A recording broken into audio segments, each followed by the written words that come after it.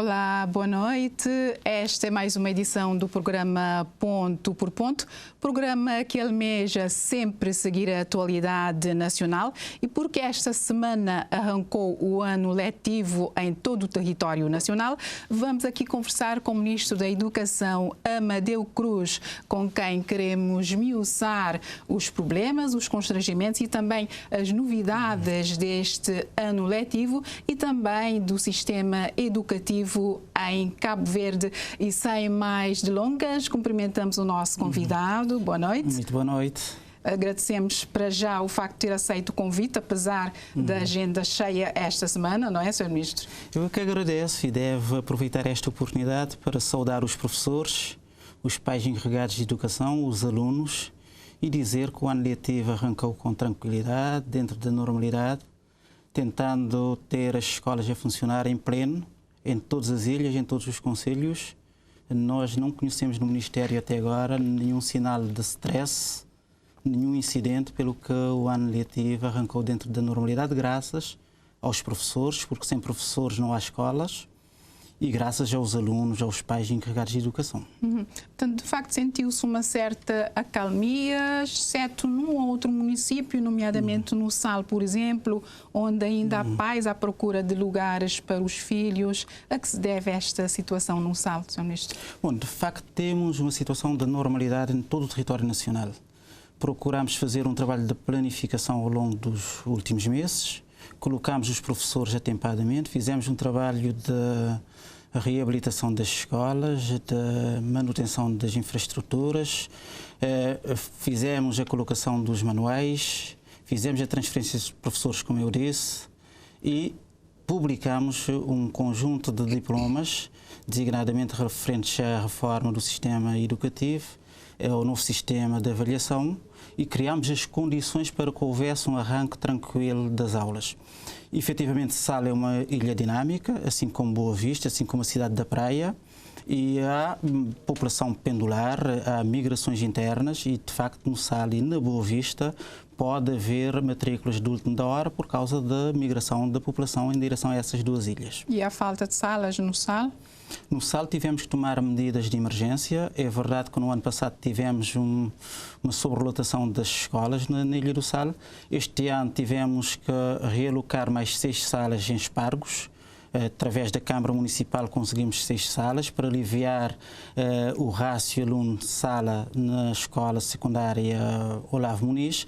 Em Santa Maria tivemos que reabilitar a escola Kim Barbosa, uma escola básica, para também aliviar o Centro Educativo António Manuel Martins. Por outro lado, estamos a criar as condições em todo o território nacional para que haja escolas em condições, um ambiente normal e tranquilo.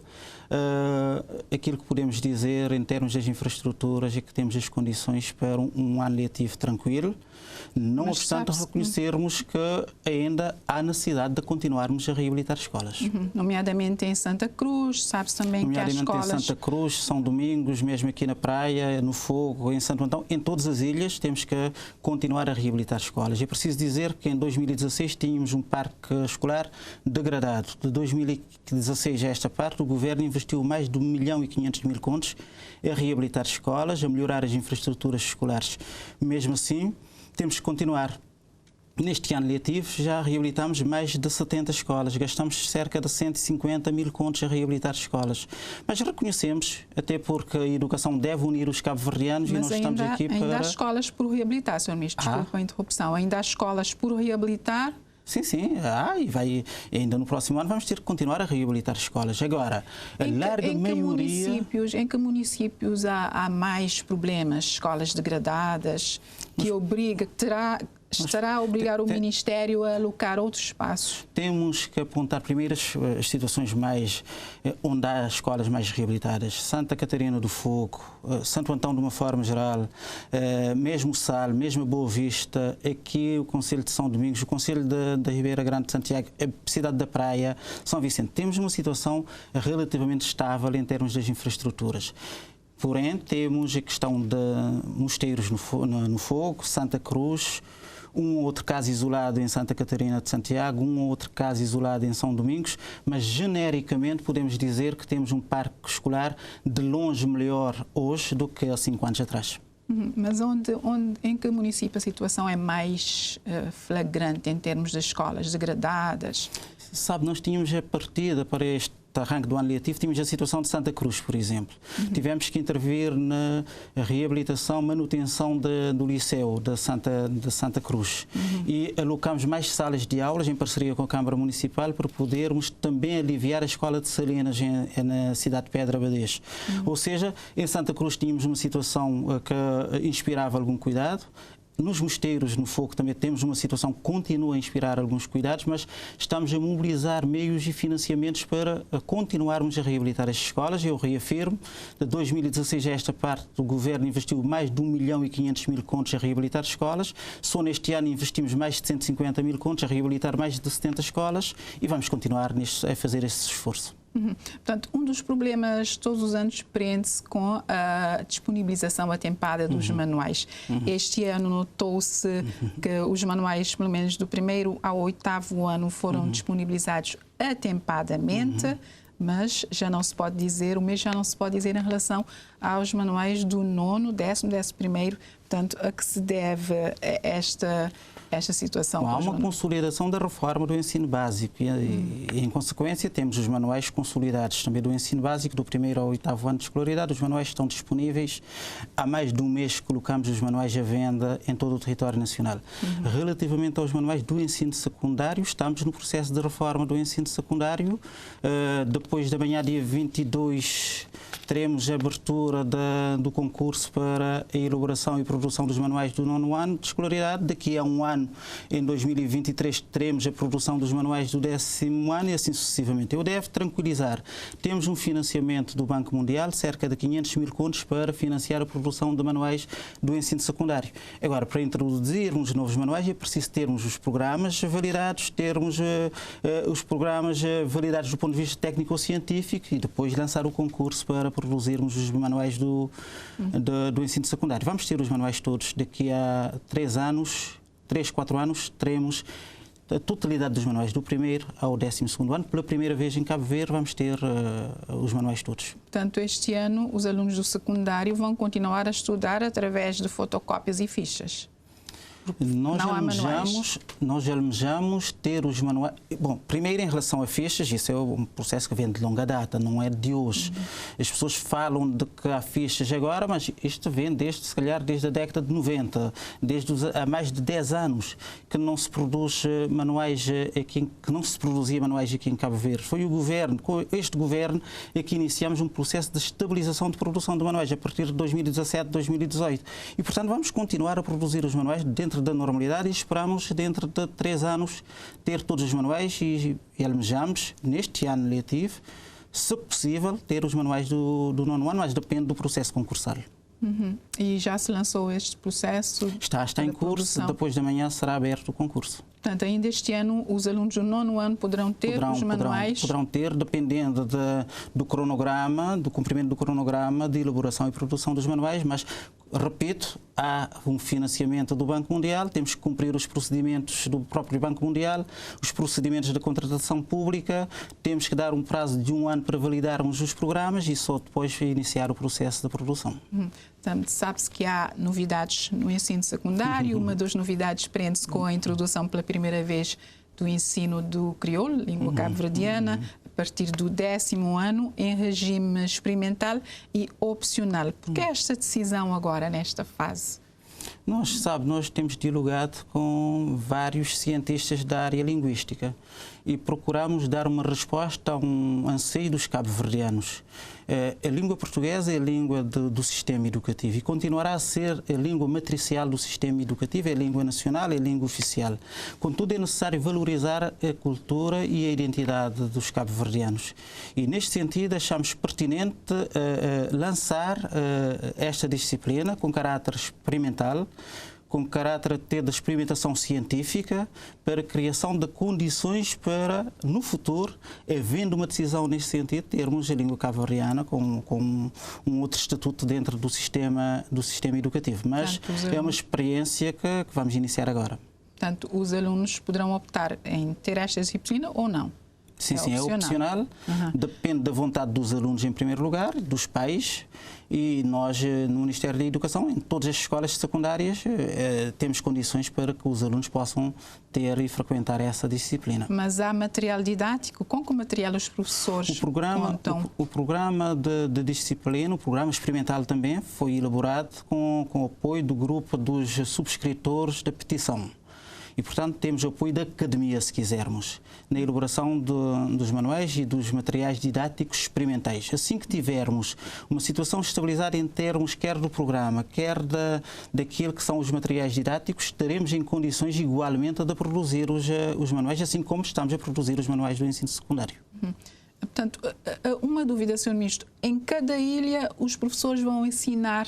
Os professores do crioulo vão ensinar a variante da ilha? São questões técnico-científicas. O Ministério da Educação não toma uma posição relativamente ao alfabeto nem em relação às variantes. Nós deixamos esta questão ao critério da academia, em primeiro lugar, do grupo de cientistas que está a apoiar o governo nesta matéria, e depois aos professores. Nós não tomamos nenhuma posição.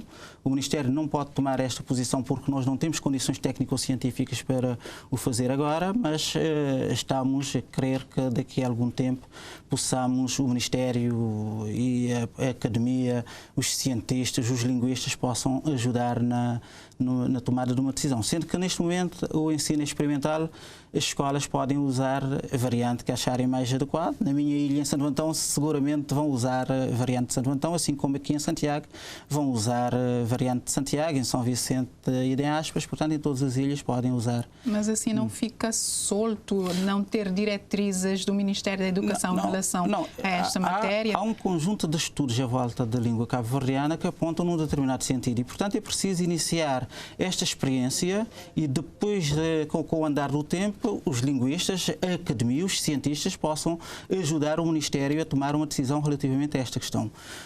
Creio que, do ponto de vista técnico, pode ser compaginável termos as variantes todas e, portanto, nós estamos a trabalhar neste sentido. Neste ano letivo, a Academia, então, é que vai passar diretrizes às escolas em relação ao ensino do crioulo? Há um grupo de cientistas que está a apoiar o Ministério, a Direção Nacional da Educação, na elaboração dos programas e dos materiais didáticos experimentais nesta fase.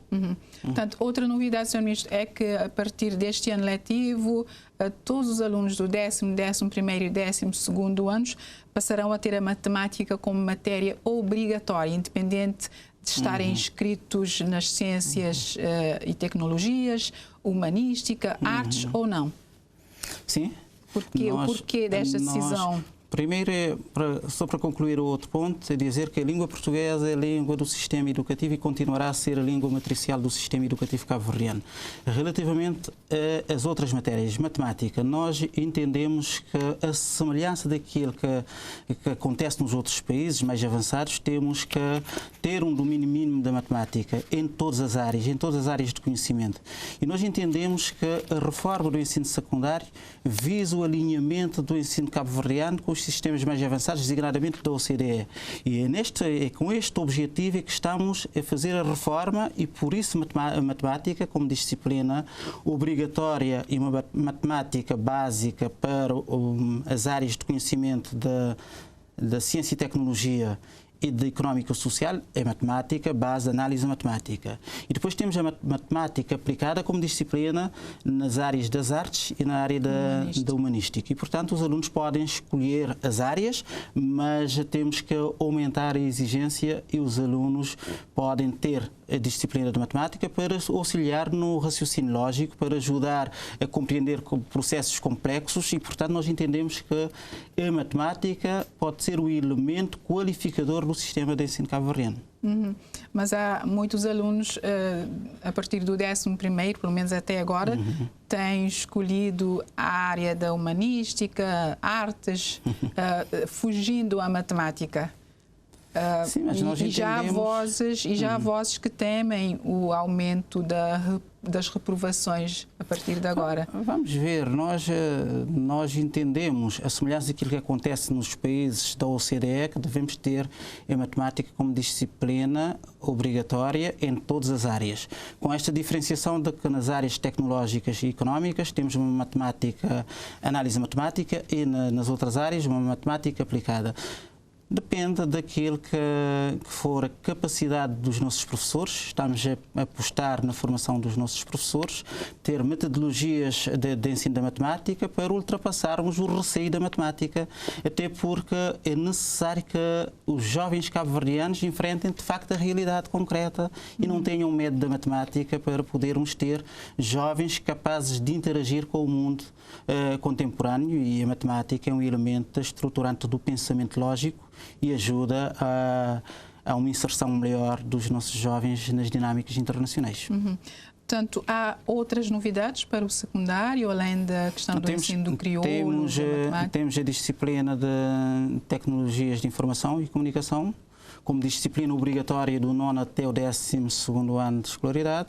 Temos o reforço das línguas, o português como língua do sistema, a nossa língua oficial, mas também o inglês e o francês, a possibilidade dos alunos escolherem outras línguas como disciplina, designadamente o mandarim, portanto chinês e espanhol, como línguas, como disciplinas opcionais. Temos o reforço das ciências, ou seja, almejamos ter um perfil de saída do 12º ano equiparável ao perfil dos alunos com igual habilitação literária dos países da OCDE, designadamente Portugal, que é a realidade mais próxima. Portanto, a questão, o reforço da língua portuguesa, há muitas críticas em relação ao nível do português. Os alunos saem do 12º ano sem um nível aceitável do português. Bom, os jornalistas podem ver melhor, porque nós não temos um complexo, e é bom que não se crie um complexo aos nossos alunos, uma inibição aos nossos alunos. E nós pensamos que pode haver um outro déficit, mas Brasil fala português, Angola fala português, e cada um, Angola fala com a sua pronúncia, o Brasil com a sua pronúncia, e mesmo em Portugal há várias tonalidades da língua portuguesa. Então nós não podemos pretender que cabo-verdianos tenham uma dicção idêntica a uma dicção de um lisboeta. Há diferenciação. Mas não se fala apenas de dicção, senhor. Mas eu não estou a dizer que não há déficits, há. E por causa disso há uma reforma do sistema educativo para reforço do ensino da língua portuguesa e de outras línguas e de outras disciplinas. Mas é preciso dizer que, se calhar, se esse jornalista for falar com um aluno aqui na Escola Técnica da Praia, ou no Liceu do Sal, ou no Liceu Amílcar Cabral na Sumada, é capaz de encontrar adolescentes a falar um pouco melhor do que há 10 anos atrás, do que há 20 anos atrás. E, portanto, é preciso contextualizar. A realidade sociológica de Cabo Verde é um pouco diferente. Hoje não é só a elite que fala português, temos mais gente a falar português e, naturalmente, que as pessoas vão falando da forma que acham que devem falar. De qualquer das formas, Cabo Verde tem que apostar decisivamente na língua portuguesa como língua de comunicação franca entre os cabo-verdianos, mas a primeira língua de contacto com o mundo também. Portanto, fazemos este esforço em termos de valorização da língua portuguesa como língua cabo-verdiana, como língua oficial dos cabo-verdianos e como língua de comunicação dos cabo-verdianos. E Cabo Verde tem de apostar também nas outras línguas. Temos que apostar paralelamente no inglês, particularmente no inglês, porque o inglês é a língua da ciência, é a língua do comércio internacional, é a língua da diplomacia, é a língua das relações internacionais.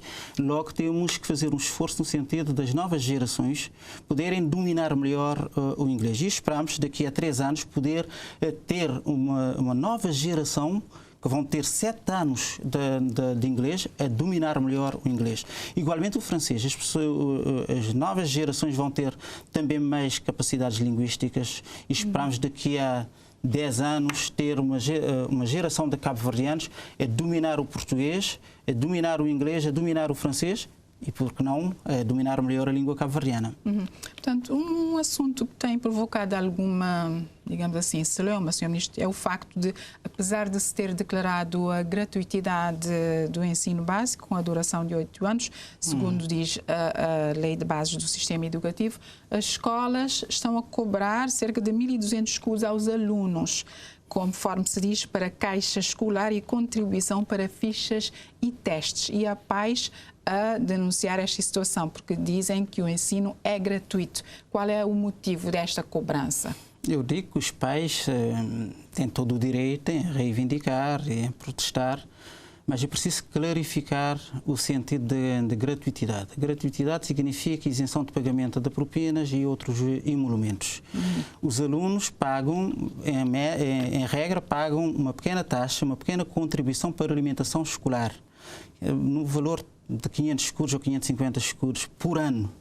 E, portanto, nós não cobramos taxas adicionais. E se há uma cobrança adicional... Vi faturas em que se cobrou 1.200 escudos. Se há uma cobrança indevida nas escolas, nós registramos as denúncias, até agradecemos as denúncias, e a Inspeção-Geral da Educação está a averiguar se há ou não há cobranças indevidas. O que eu posso garantir aos cabo-verdianos que nós, no Ministério da Educação, fazemos de tudo para cumprir aquilo que está na lei. E aquilo que está na lei é a isenção de propinas e de outros emolumentos. Até porque este fator é muito importante para mantermos os alunos nas escolas e para evitar exclusões. E, portanto, temos uma medida com um alcance muito grande. O Governo teve que aumentar a dotação orçamental para compensar as escolas devido à perda de receitas por causa da eliminação das propinas do primeiro ano ao 12º ano de escolaridade. Então, o Sr. Ministro quer dizer que é ilegal essa cobrança de 1.200 escudos para caixa escolar e contribuição para fichas e testes, conforme li nas faturas que algumas pessoas enviaram? Não, fichas, os alunos podem comprar as fichas, mas não são taxas de matrículas. Taxas de matrículas, os alunos estão isentos de pagamento de taxas de matrículas, estão isentos de pagamento de propinas. A gratuitidade vai neste sentido. Nós, se houver, e eu dou aqui esta garantia a caixa todos. escolar e contribuição para fichas é um emolumento e taxas? Não existe mais. Não, nós, em relação... Eu não estou agora em condições de dizer taxativamente se estão a cobrar ou não, mas pode acontecer num ou noutro caso, e se acontecer num ou noutro caso, é preciso que haja denúncias. Eu agradeço as denúncias. É ilegal. E a Inspeção-Geral da Educação está a agir, está no terreno a verificar a conformidade da cobrança das taxas. Sabe-se que para este ano o Ministério teve a necessidade de contratar perto de 200 de professores. Qual é o número exato? Qual é o número exato? Bom, a nossa estimativa inicial era contratar cerca de 300 professores, 310, 320 professores. E, portanto, contratamos até agora cerca de 200 professores, 70 em regime de monodocência, 230 para o ensino básico, segundo ciclo, e para o ensino secundário, portanto, pluridocência. E fizemos transferência de professores, cerca de 240 professores. A que se deveu a contratação assim, de uma sentada de quase 300 professores? Isso acontece quase todos os anos, porque temos a aposentação de professores e é preciso substituir os professores aposentados. Depois podemos ter situações de pedidos de licença de longa duração, temos que substituir os professores. E tivemos o reforço de algumas disciplinas, como as TIC, por exemplo, que tivemos que contratar cerca de 40 professores para a disciplina da TIC. E, portanto, é uma contratação normal, dentro do espaço orçamental possível, para garantir o funcionamento normal das escolas. Mas isso acontece normalmente. O que aconteceu este ano é que nós publicamos a colocação dos professores para conferir mais transparência, para colocar o processo sob escrutínio dos jornalistas, dos próprios professores interessados, dos candidatos que participam nos concursos, de toda a sociedade. Temos um processo altamente transparente com a colocação dos professores. Todos podem verificar se há ou não injustiça na colocação de professores. Eu dou a garantia a todos que estamos a fazer um processo muito transparente da contratação de professores, com muito rigor. Não há injustiças dentro do sistema.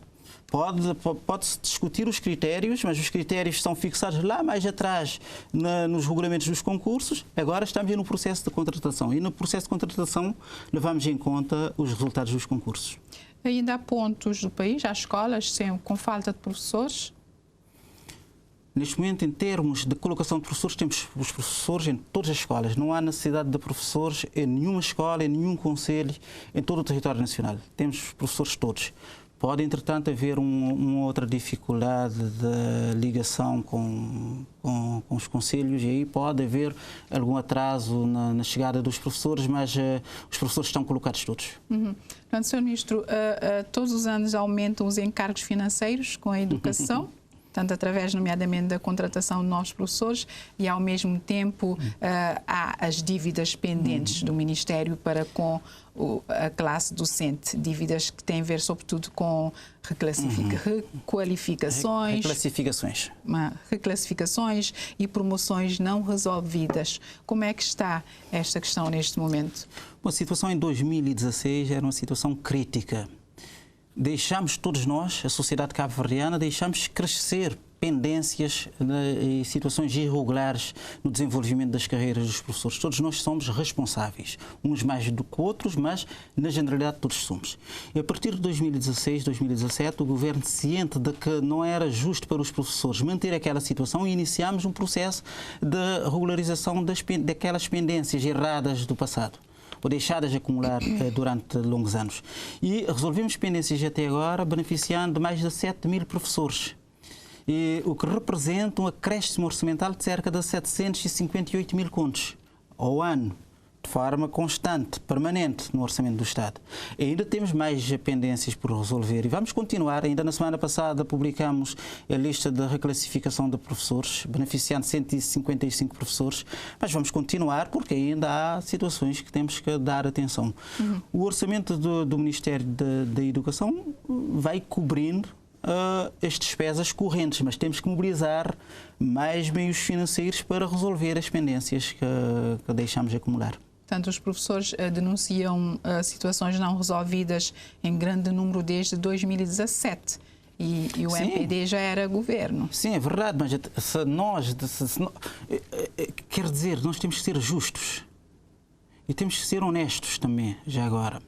Todos nós, se o governo do MPD não tivesse resolvido as pendências que vinham de 2017 e estivesse concentrado apenas na gestão corrente dos professores de 2016 a esta parte, seguramente não haveria pendências, porque o valor gasto de 700.000 contos é de longe superior à necessidade orçamental para resolver as pendências de 2016 até 2022. Portanto, todos nós temos que ser razoáveis nas nossas opiniões. Nós respeitamos os sindicatos. Nós temos tido um diálogo franco, sincero com os sindicatos. Eu normalmente ouço os professores. Quando vou aos conselhos, recebo os professores, falo com os professores diretamente. Eu explico a situação. Falo com os partidos políticos também na Assembleia Nacional. Então temos que mobilizar toda a vontade nacional para resolver. Mas temos que reconhecer que não seria, se calhar, justo deixar para trás aqueles que tenham pendências acumuladas de 2008 até 2016. O governo poderia tomar uma decisão fácil. Olha, aquilo era de responsabilidade de outro partido e nós assumimos que esta que é a nossa responsabilidade. Seria justo para o país, para esses professores? Não seria. E como a educação é uma causa que deve unir todos os cabo-verdianos, nós não podemos agora distinguir entre aquilo que é a governação anterior e a governação atual. Temos uma linha contínua da gestão dos professores e vamos continuar assim, porque nos parece que é mais justo esta forma de gerir o país. Enquanto Ministro da Educação, como é que se sente quando sabe que há professores de posto com um salário de 21.000 escudos? De facto, já é uma situação marginal dentro do sistema. Como se sabe, todos os professores recrutados têm que ter o grau da licenciatura, é uma situação marginal, mas de facto reconheço que devemos aqui criar um espaço de condescendência, se quisermos, de solidariedade para amortecer um pouco e aliviar, porque de facto 21 contos para os professores de posto, os professores mais antigos, eu penso que nós deveríamos trabalhar neste sentido, mas é preciso folga orçamental e nós estamos concentrados em resolver algumas outras pendências que decorrem do Estatuto da Carreira Docente, mas de facto reconhecemos que se calhar temos que ver mais adiante, em função da disponibilidade orçamental, lançar um olhar solidário relativamente a esses professores. Mais adiante quanto? Depende, porque nós temos que ver com o Ministério das Finanças, não sei, do Governo no seu todo, a questão dos equilíbrios orçamentais. Vivemos 3 anos de crise, com um impacto orçamental muito grande. O Estado de Cabo Verde perdeu em termos de receitas cerca de 20 milhões de contos em 2020, 20 milhões de contos em 2021. Em 2022 ainda não sei, mas poderemos estar muito próximo desse montante. Estamos a falar de uma perda de receitas de cerca de 50 a 60 milhões de contos em 3 anos, quase um orçamento do Estado. Então é neste contexto de crises, e agora com a crise dos preços internacionais, é que temos que gerir também as carreiras dos professores e de outras categorias profissionais. Nós somos solidários e nós entendemos as reivindicações dos professores. E por isso fazemos de tudo para resolver essas pendências. E nós estamos a lutar para que haja condições para ultrapassarmos essas pendências o mais breve possível. Sr. Ministro, o Governo prometeu resolver as pendências dos professores até finais de 2023. Portanto, até falta aproximadamente 1 ano e 3 meses. O que significa que esse esforço financeiro, esse esforço orçamental, teria de ser incluído no orçamento para 2023. O Sr. Primeiro-Ministro anunciou ontem, no Fogo, de que no orçamento do Estado para 2023 haverá verbas para as reclassificações. E vamos trabalhar no sentido de implementar e executar o orçamento do Estado.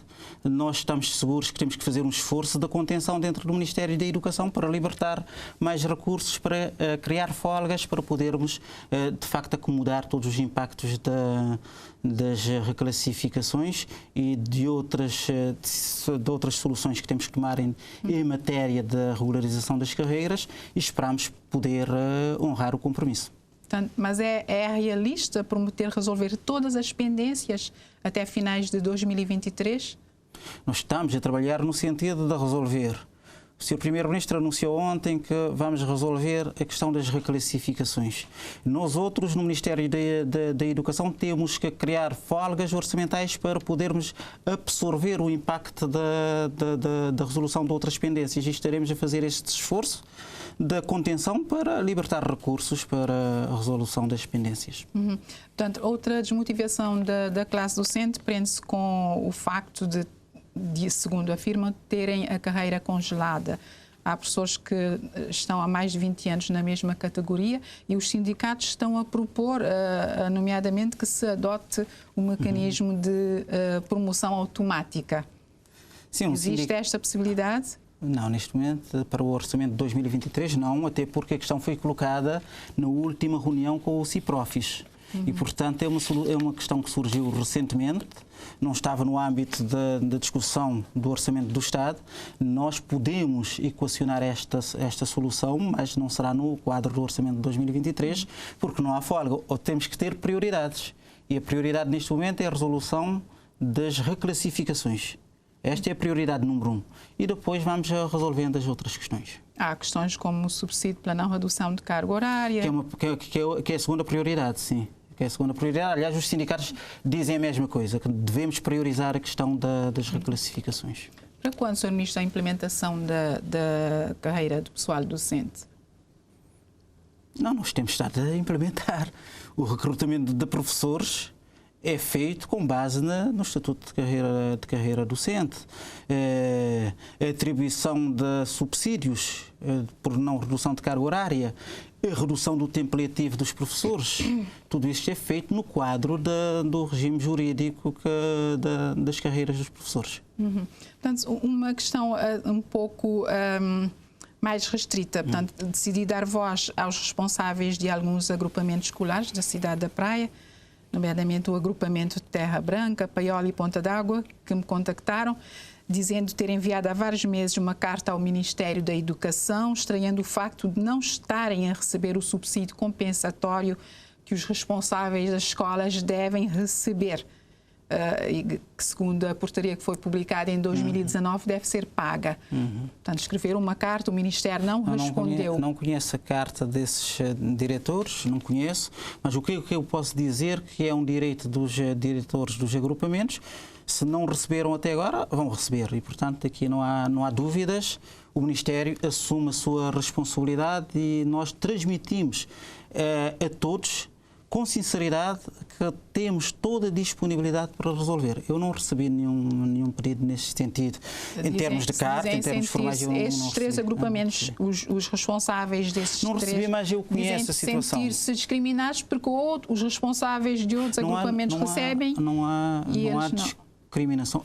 Primeiro, eu não conheço nenhuma reivindicação, o teor da carta não conheço, sinceramente. Eu conheço a situação, pode haver um ou outro atraso no pagamento dos subsídios, mas o Ministério assume que tem que pagar esses subsídios. Portanto, mostraram a fotocópia de uma carta que enviaram ao Ministério e nunca receberam resposta e dizem não estar a receber. O Ministro responde a todos, responde as cartas todas. E, portanto, eu garanto que eu não conheço particularmente a carta que está a fazer referência, mas se houver esta carta, e independentemente da carta, o Ministério assume aquilo que está na legislação e se os professores, se os diretores têm direito a um subsídio, eles terão que receber esse subsídio. Portanto, Sr. Ministro, critica-se muito a questão da qualidade. O maior partido da oposição também diz que o selo da qualidade da educação em Cabo Verde diminuiu. Aceita esta crítica ou nem por isso? Olha, eu acho que as observações críticas têm que ser analisadas e nós temos que analisar e é por isso que nós estamos a fazer a reforma do sistema educativo. Se há falta de qualidade hoje, a responsabilidade é dos governos anteriores, porque estamos para avaliarmos a qualidade na ponta final. É na saída do 12º ano ou então na saída do ensino superior. E como só temos 6 anos de mandato, se há uma falta de qualidade hoje, a responsabilidade é de quem governou antes. E, portanto, é preciso alguma prudência, alguma cautela. Mas nós, aqui, este ministro, o Ministério da Educação e este governo, nós assumimos o desafio da qualidade. Aliás, o lema do Ministério da Educação é a resiliência, confiança para uma educação de qualidade. Porque nós entendemos que a qualidade é um processo contínuo e temos que trabalhar continuadamente para termos qualidade do ensino. É por isso que há a reforma do sistema educativo, a revisão curricular, que temos a reestruturação do Sistema Nacional de Avaliação das Aprendizagens, temos a melhoria das infraestruturas, temos o Sistema Nacional de Formação de Professores, temos a transição digital no sistema educativo. Tudo isto na perspectiva de melhorarmos a qualidade, para ajustarmos o perfil de saída e termos o sistema educativo cabo-verdiano em linha com os sistemas mais avançados em termos de qualidade e almejamos, é a nossa ambição, ter o nosso sistema em condições de participar nas avaliações internacionais, designadamente nos rankings de PISA e, portanto, é o nosso sonho. Não é concretizável num único mandato, mas a nação cabo-verdiana, na minha perspectiva e na perspectiva do governo, porque isto consta do programa do governo, temos que trabalhar no sentido de elevarmos a qualidade do ensino para padrões mais altos, comparáveis com os países mais avançados da OCDE. Portanto, a qualidade muitas vezes depende da forma como o sistema educativo está montado, mas também depende dos professores. Há um sistema de avaliação, seguimento do desempenho dos professores, Sr. Ministro? Sim. Sim e não. Sim, os professores são avaliados, mas nós entendemos que é preciso aprofundar. E por isso está em curso a elaboração de um pacote legislativo sobre a avaliação dos professores, sobre a formação contínua dos professores e estamos a montar o sistema de tal sorte que vamos ter brevemente uma rede tecnológica de centros de formação de professores, formação à distância de professores, exatamente para qualificar mais os professores, porque este é o Ministério dos Professores. O Ministério da Educação, sem professores, não existe. E, portanto, é o Ministério dos Professores e dos alunos. E nós apostamos seriamente na dignificação da carreira dos professores. E, para além da componente remuneratória, é preciso qualificar em termos de conhecimento, em termos de metodologia, em termos de pedagogia, os nossos professores, e eles estão motivados. É preciso deixar aqui uma mensagem muito clara. Os nossos professores cabo-verdianos até são heróis, porque nós que vivemos nas ilhas sabemos o sacrifício dos nossos professores ao longo dos vários anos, e têm feito um sacrifício enorme para formar os cabo-verdianos. E então devemos isto aos professores, este reconhecimento. E eles estão a fazer o máximo, os professores estão motivados. Aqui posso dizer, regressei agora do Fogo, regressei hoje da Ilha do Fogo. Os professores na Ilha do Fogo estão altamente motivados. Aqui em Santiago há uma motivação enorme. Irei amanhã a São Vicente, seguramente em São Vicente os professores também estão altamente motivados. Em todas as ilhas há uma motivação enorme. E nós queremos contribuir porque os professores são, digamos assim, atores principais do Ministério da Educação. Trabalhamos para os professores e para os alunos. Falando nos alunos, a taxa de reprovação tem aumentado um pouco nos últimos anos? Não. Segundo as estatísticas?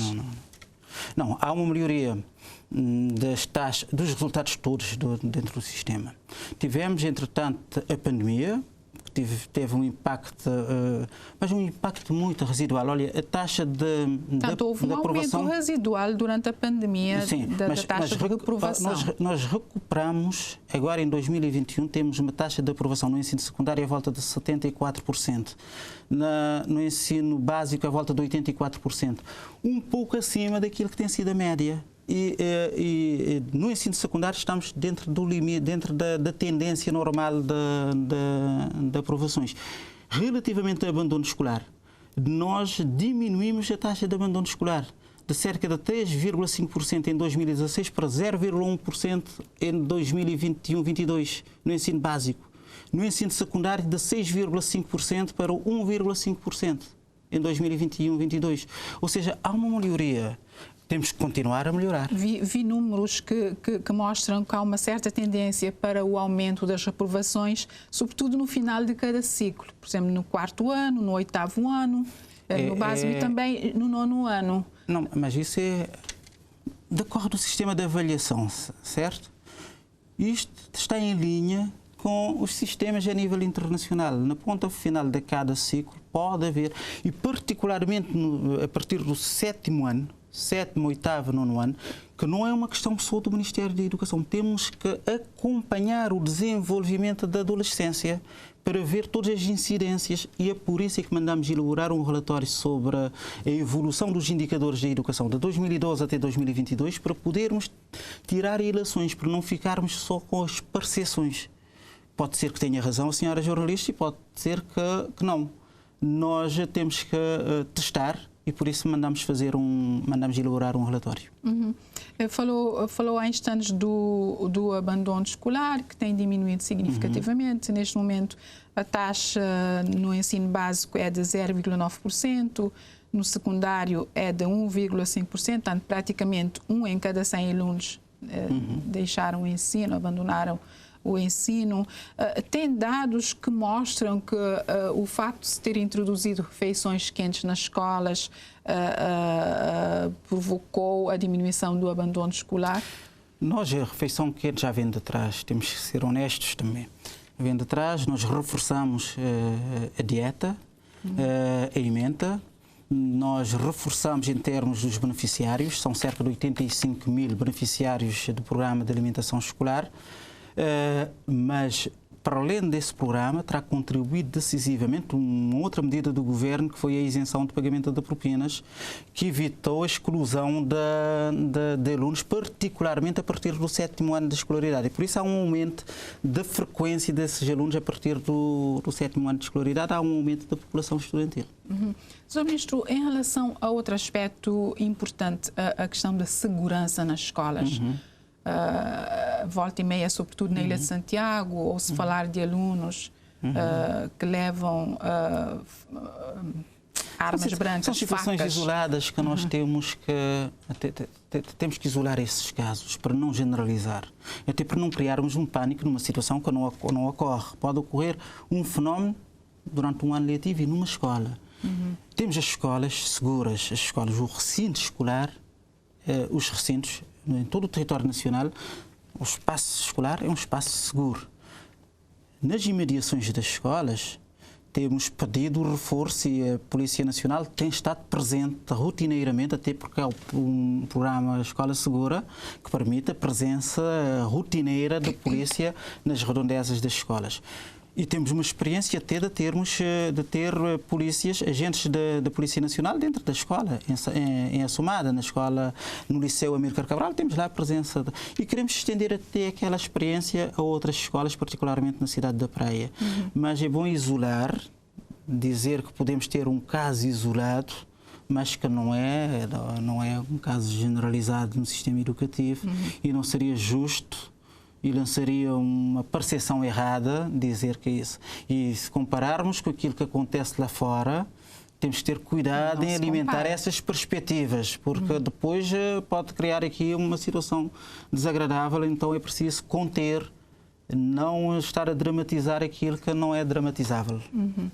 E o que se está a prever também para melhorar a comunicação entre as escolas e os encarregados de educação? Nota-se um certo distanciamento ou nem por isso? Nós, neste ano, tentamos lançar um dia dedicado aos pais. No dia 17, tentamos nas escolas. Aliás, eu estive nos Mosteiros, numa escola, exatamente a participar com os professores e com os pais no Liceu dos Mosteiros. Mas é preciso abrir mais. Para além disso, temos as tecnologias. Temos o plano de transição digital no sistema educativo, que visa exatamente também pela via digital aproximar os pais das escolas. Aliás, os pais já podem acompanhar os seus filhos nas plataformas, têm acesso ao dossiê dos alunos, podem comunicar, podem ver o desenvolvimento do percurso escolar dos alunos. Mas é desejável que haja mais interação entre os pais e as escolas, e nós estamos cientes disso. Os nossos diretores estão motivados, realizam eventos com a participação dos pais e eu incito para continuarem a realizar esses eventos para levar os pais para um convívio mais direto, uma confraternização mais direta com os professores, para perceberem melhor os processos, para viverem mais a vida estudantil dos filhos. E em relação ao pré-escolar, Sr. Ministro, uma palavrinha antes de concluirmos o programa. Qual é a diretriz para este ano letivo? Qual é a preocupação? Nós, o Ministério da Educação, tem aqui uma responsabilidade da supervisão pedagógica de funcionamento dos jardins de infância. Em regra, os jardins de infância são geridos pelas câmaras municipais, organizações religiosas, organizações da sociedade civil. Nós fazemos o acompanhamento do funcionamento dos jardins de infância na ótica do pré-escolar. Depois temos o Ministério da Família, que faz o acompanhamento na ótica dos cuidados. Temos que separar as duas coisas e nós, na ótica do pré-escolar, a nossa perspectiva é consolidar a reforma do ensino secundário e iniciar um processo de reforma igualmente do ensino básico e já agora, se me permitem, o ensino básico, o ensino superior. Temos que continuar a aprofundar a reforma do ensino superior e reformar o sistema de financiamento, por exemplo, da ciência e da investigação. Outra preocupação tem a ver com o transporte escolar, sobretudo nas ilhas como Santo Antão, Santiago, São Nicolau. Sabe, eu fui presidente de Câmara. Sabe, eu fui presidente de Câmara. Transporte escolar é uma responsabilidade, é uma atribuição essencialmente das câmaras municipais. O Governo participa com cerca de 70 mil contos, financiado através de protocolos do transporte escolar. Mas, na generalidade, as câmaras municipais têm assumido isso e nós reconhecemos, nós, o Ministério da Educação, reconhecemos esta excelente parceria que temos com as câmaras municipais. Não, o transporte escolar está organizado em todo o território nacional.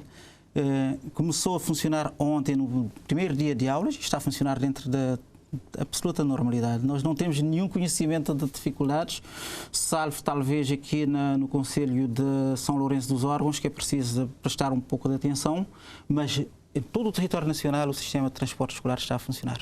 Portanto, prevê-se pelo estado de espírito do Sr. Ministro, um ano letivo tranquilo ou há preocupações bem escondidinhas?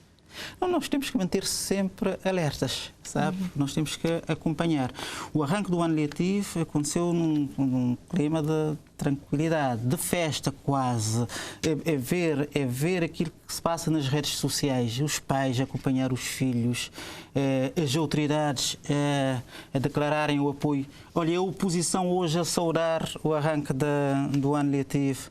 As organizações da sociedade civil todas a saudar o início do ano letivo, e então temos que valorizar este engajamento da nação cabo-verdiana, porque a educação não é atribuição de um único governo, ultrapassa de longe o horizonte do mandato. Então temos que envolver, criar um espaço de convergência nacional à volta da educação. E neste sentido nós devemos dizer que vamos continuar a olhar para o funcionamento do ano letivo com um sentido de alerta, para corrigirmos as falhas que possam surgir, processarmos as observações, as críticas. As pessoas podem criticar, porque a crítica faz parte, estamos num regime democrático, nós não temos a pretensão de ter a unanimidade da sociedade, mas com humildade podemos analisar todas as críticas e tirar ilações. Porque lá no fundo a crítica pode ter algo de positivo e podemos tirar ensinamentos para melhorar o sistema, e se melhorarmos o sistema, estamos a melhorar o futuro dos jovens cabo-verdianos. Então é com confiança que nós encaramos o ano letivo. Confiança nos professores, porque os professores merecem a nossa confiança, mas também confiança nos pais encarregados de educação, que vão passar a acompanhar mais de perto os seus alunos, confiança no sistema global, confiança nos agentes todos, na participação dos partidos da oposição, podem fazer chegar as suas observações, nós ouvimos, não há problema, do partido que suporta o governo, das organizações dos sindicatos, das organizações religiosas, dos próprios professores, dos próprios alunos. Temos confiança no sistema, porque entendemos que é preciso trabalhar para transformar a educação. E transformar a educação quer dizer transformar o futuro dos jovens cabo-verdianos e criar as condições para que as novas gerações tenham uma vida melhor do que nós. E é isto que almejamos. Uma última pergunta, Sim. Sr. Ministro, já estava quase esquecendo esta pergunta. Uns encaram este facto como um fait divers, outros com alguma indignação. O facto da Escola Portuguesa da Praia ter proibido os seus alunos de se exprimirem em crioulo durante os intervalos. Sabe, nós não estamos em conflito com a história de Cabo Verde. Nós valorizamos o uso da língua portuguesa e valorizamos a identidade cabo-verdiana.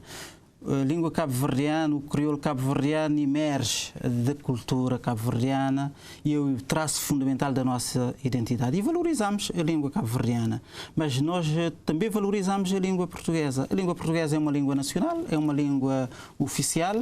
Nós não interferimos na gestão rotineira de uma escola, e ainda por cima essa escola, a escola portuguesa, está abrangida através de um protocolo de cooperação internacional. Nós não temos nada a registar.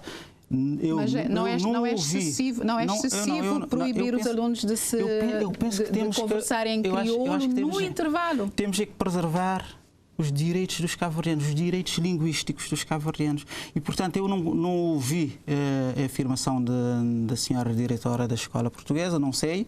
O que eu estou a dizer é que, em tese, nós temos que respeitar a liberdade linguística dos cabo-verdianos. Isto está na Constituição da República, temos que respeitar a Constituição da República.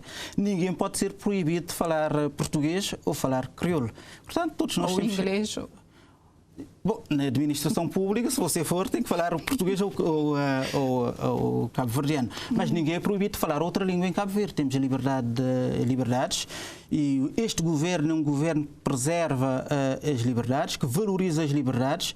É um governo que tenta dignificar o homem cabo-verdiano, trabalha neste sentido, valoriza a liberdade dos cidadãos e, portanto, nós não estamos em conflito com a nossa história, temos mais de 500 anos de história, a língua portuguesa chegou em Cabo Verde com os portugueses, continua em Cabo Verde com os cabo-verdianos, assim como a língua cabo-verdiana é uma língua de comunicação que nasce connosco, foi desenvolvida connosco, é a nossa língua mais frequente. E nós temos que valorizar a nossa identidade e ninguém pode violar a Constituição de Cabo Verde.